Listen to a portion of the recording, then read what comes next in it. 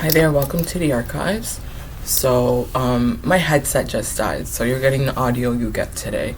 And the lighting isn't great, so to the person who made the recommendation, thank you, I hear you, but money no day. Okay, so, we have Ayira joining us today. So, I wanted to come back and do, remember I shared this a while ago, Melanin Magic, a young mystic's guide to African spirituality. So I have to return it soon. So I finished reading, I'm almost done. I just have a couple more pages. So I was reading this today, and I wanted to share a few things, because again, African spirituality, it gets a really bad rap, and on purpose, right? That's the whole point of anti-blackness, and especially among super religious folks, they tend to like demonize our ancestors and stuff, and that's their own business. That's their prerogative, right? We can all believe what we want, but I think a lot of it comes down to miseducation, or rather lack of education, and propaganda. So this book has been really helping me to learn more about African spirituality, and again, it's geared towards young readers, right? So like 9-10-year-olds.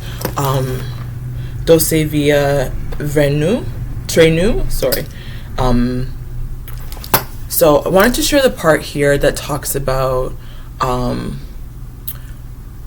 Yoruba origin story, because a lot of different indigenous societies have different origin stories, right? When I was reading Braiding Sweetgrass for Young Adults, it talked about I don't remember which nation's origin stories. It shared a couple. Was it the Mohawk or the Cree?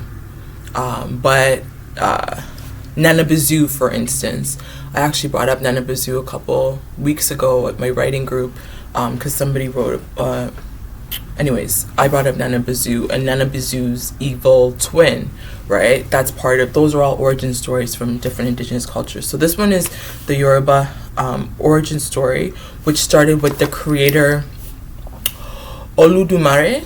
Am I saying it right? Olodumare sent supernatural forces of nature called Orishas down to earth. Each spirit had a special ability and ruled specific aspects of nature and life. They founded communities and were always connected to both the earth and the sky realm. There are 401 Orishas. 401. I did not know that. That's a lot of Orishas. But typically we know about 10. So they're going to share 10. So the first one that we learn about here is Obatala. Obatala is the elder Orisha of creation and space. Actually, as I'm going, I want to try to do it with so as I do this, I'm gonna go, because it breaks down the 10, and then it also talks about the Orishas and their connection to the chakra system. Often when we think about chakras, we think about Indian descent, but this book actually talks about how the Yoruba people, the Yoruba origin stories, is very much so connected to the chakra system. And so as I go through this, I can share which one, and then also not just the chakra systems, but I love it connects the Orishas with the stars and the solar system, right? The luminaries in the solar system. So let's see if I can multitask. Number 1, Obatala is the elder Orisha of creation and peace. Within the chakra system, Obatala is associated with the head, the crown chakra.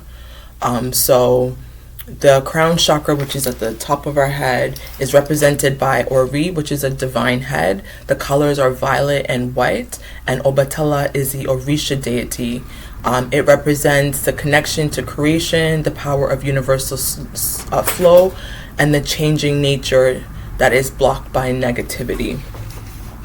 So within the solar system, Obatala is associated with the sun, which is a luminary of life, right? So Obatala represents the sun, which gives energy to all things, all living things.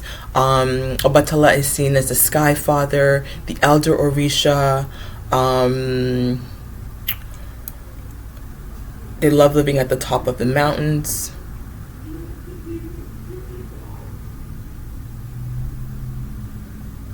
I don't know if you can I don't know if you can hear my neighbor crashing out. Oh. It'd be like that sometimes, right? Okay. So Yemoja, or Yemoja, I've heard some people say it, is the Orisha of the seas and the moon, the mother of all Orishas. So in terms of the chakras,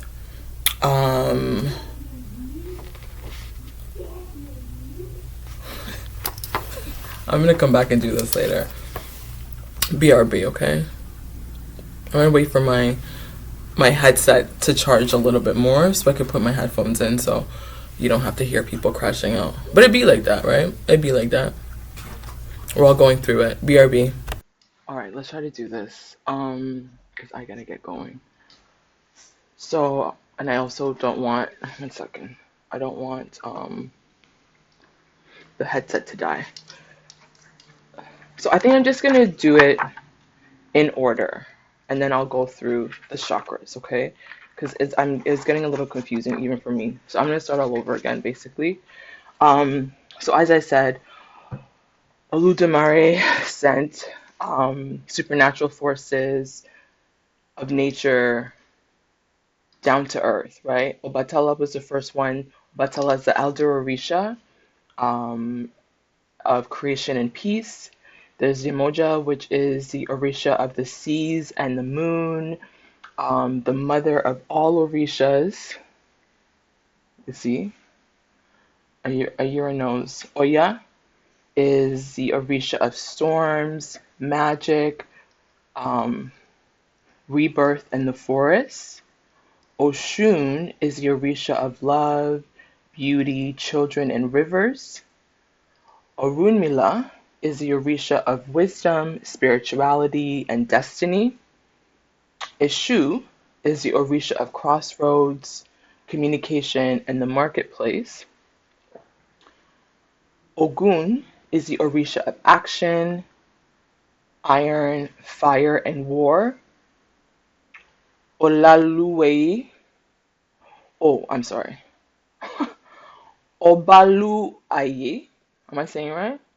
Obaluaye, the Orisha of challenge and healing. Shango is the Orisha of lightning and revolution. And Olokun is the Orisha of the deep seas. So in Yoruba spirituality, your Ori, which is your divine head, is ruled by an Orisha. And as you connect to that Orisha and learn more about them, you become a more powerful human being and feel more connected to both the earth and the skies.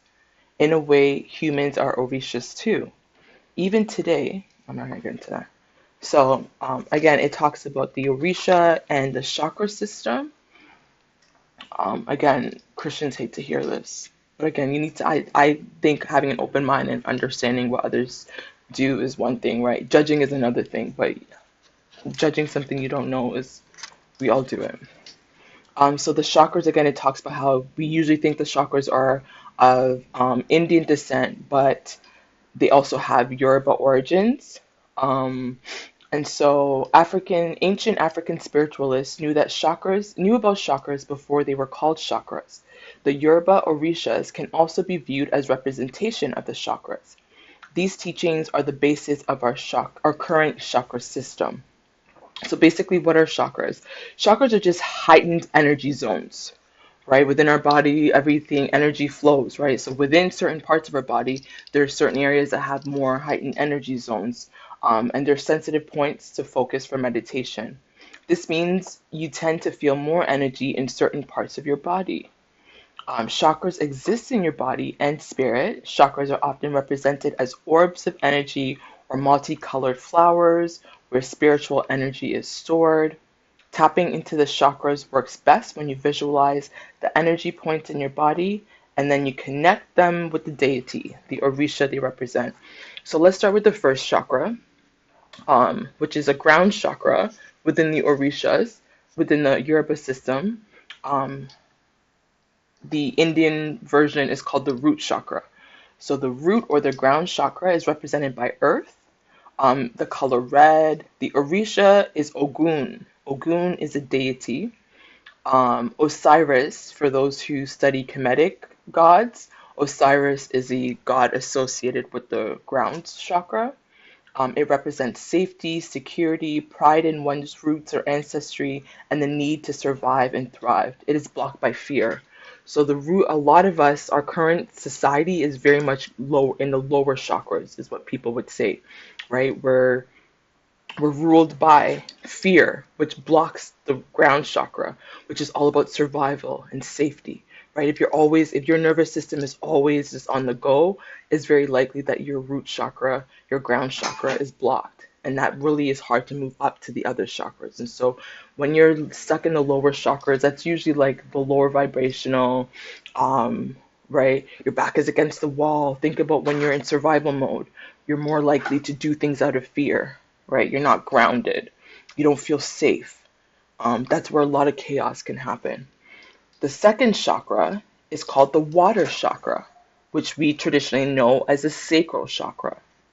So the water chakra is represented by water, the color orange. Yemoja is Mummy or Mummy Wata is the Orisha goddess associated with the sacral chakra. Um, Anubis is the kinetic god associated with the sacral chakra. It represents pleasure, balanced emotions, feeling good in your body, creativity, and abundance. See how when you move up, now you're able to be more creative, you feel more abundant, you're not as in fear. However, this chakra can be blocked by guilt. If you go up even higher, now you're in the solar plexus, right? That is a fire chakra. And so the fire chakra is represented by yellow, Shango, and Oya, are the Orisha deities that are associated with the solar plexus. It represents stepping into your power, making courageous choices, right? Now that you're no longer in fear, now that you've moved through guilt, you feel more confident making decisions, you feel more self assured, you feel confident. That is the sacral chakra. And however, that is blocked by shame. Then when you move up, now we're moving into the heart chakra, which is called the heart chakra, also in the Yoruba system, is represented by air, and the color green. Oshun, the goddess of love, is the Orisha that's associated here. Hathor is a Kemetic goddess that's associated with the heart chakra. It represents a healing power of love, beauty, harmony, peace, and it helps us to forgive. So a lot of people are like, forgive, forgive, forgive. But if you are still at the root chakra, if you are still in survival mode, if you can't get your basic needs met, if you are still in fear, you haven't even moved all the way up to the heart. And so how do you forgive, right? You have to move through all of those aspects where you become creative again, where you become confident. And now in your confidence, you're able to say, yeah, I forgive you, right? That's the heart chakra. This is often blocked by grief or loss, if you experience loss. The fifth chakra, now we're moving into the sound chakra. The Yorubas call it the sound chakra. In traditional, in Hindu or Indian chakra system, we call it the throat. So the throat chakra is the sound chakra. Is represented by space and the color blue. Oya is the Orisha that's associated with this one. It represents truth, trust. You're making smart decisions. You can speak up for yourself. It is blocked by being dishonest with yourself and lying to yourself and others. So if you're lying to yourself and others, the throat chakra might be a little bit blocked. Then we move up to the crown, like I said. It's represented by Ori, which is our divine head. Colors are violet and white. And Obatala, like I said before, is the Orisha that's associated with this. It represents the connection to creation, the power of the universal flow, and your changing nature. So with the crown chakra, you're more tapped into God. The closer to God you are, the better decisions you make, the more clear you are. You have a lot of clarity. And then the seventh is the third eye chakra, which is pure cosmic energy. It's represented by Creator, by God, Source. The colors are indigo, and royal blue. Oludamare is the Orisha, right? Creator. Um, it represents rebirth and infinite creative energy. It is blocked by extreme anxiety. So that's a little bit. And in the book, they have a Orisha party. Look how cute the little art is, where everybody was to dress up as a specific type of Orisha. Um, so maybe I'll do one more where we'll talk about the Orishas and the solar system, right? Because often we know about um, earth signs, water signs, Aries, Gemini, blue, blue, blue, right? But this connects it to the Orishas. So maybe I'll do one more because this is 16 minutes. So I'll be back to talk about that.